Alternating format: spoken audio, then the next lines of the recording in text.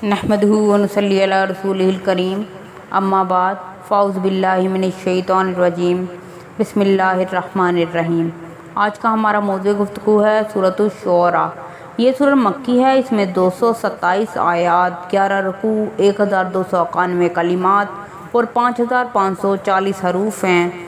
चूँकि इस सूरत में शुअरा का जिक्र आया है इसलिए ये सूरत इसी नाम से मौसूम हुई। शुअरा का जिक्र इसलिए किया है ताकि शुअरा और अंबिया में फ़र्क वाज़े हो जाए कि नबी मंबए हदायत होता है और शायर मुस्तरन गलू होता है।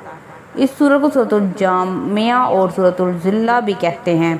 साबका सूरत में मुशरिकीन और मुनकरीन ने नबूवत के एतराज़ात नकल करके उसके जवाब दिए। मुशरिकीन के एतराज़ात अगरचे जाहलाना और मानदाना थे, मगर नबी को शफ़क़त और रफ़त और इनके मुआदाना रवैये से रंज और सदमा होता। आपकी तमन्ना ये थी कि किसी तरह ये लोग राह रास्त पर आ जाएं। इसलिए इस सूरत के शुरू में नबी को तसल्ली दी गई कि अगर ये लोग ईमान ना लाएं तो क्या आप इस गम और सदमा में घुट कर अपने आप को हिलाक कर देंगे।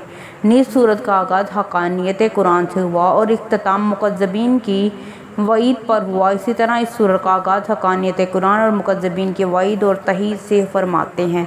इस सूरत मुबारका के अंदाज़ बयान और मज़मून से मालूम होता है और बाद रवायात इसकी तायीद करती हैं कि इस सूरत का ज़माना नज़ूल मक्का का दौर मुतवस्सित है।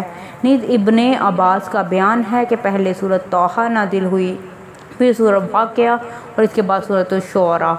और सूरत तौहा के मुतल्लिक़ ये मालूम हुआ होता है कि वो सैयदना उमर के कबूल इस्लाम से पहले नाज़िल हो चुकी थी।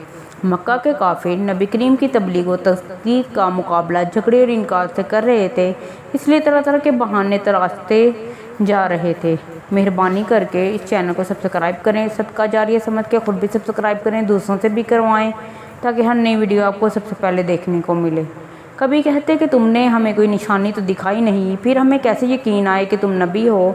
कभी आपको शायर और काहन करार देकर आपकी ताईद तलकीन को बातों में उड़ा देने की कोशिश करते और कभी ये कहकर आपके मिशन का मजाक उड़ाते कि उनके पैरों या तो चंद नादान नौजवान हैं या फिर हमारे माशरे के अदना तबक़ात के लोग। अगर इस तालीम में कोई जान होती तो इशराफ़ कौम और शेऊक इनको कबूल करते। नबी करीम इन लोगों को माकूल दलाइल के साथ उनके अक़ायद की गलती और तौहीद की ताकत समझाने की कोशिश करते करते थक जाते थे, मगर वो हद दड़मी की नई सूरतें इख्तियार करते ना थकते थे। यही चीज़ नबी करीम के लिए नागवार खातिर बनी हुई थी और इस गम में आपकी जान गुली जाती थी।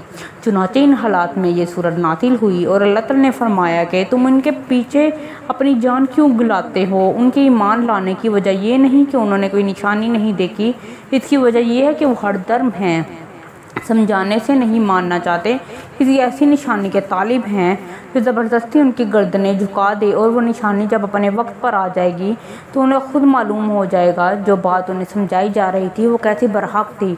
नीज़ अल्लाह ताला फरमाते हैं कि तुम लोग अगर निशानियाँ देखना चाहते हो तो आखिर वो खौफनाक निशानियाँ देखने पर क्यों इसरार करते हो जो तबाहशुदा कौमों ने देखी हैं। इस कुरान को देखो जो तुम्हारी अपनी ज़ुबान में है। क्या ये कलाम किसी शैतान या जिन का कलाम हो सकता है। सदक़ल्लाहुल अज़ीम। मेहरबानी करके इस चैनल को सब्सक्राइब करें, सदका जारिया समझ के खुद भी सब्सक्राइब करें, दूसरों से भी करवाएं और सब्सक्राइब करना बिल्कुल फ्री है।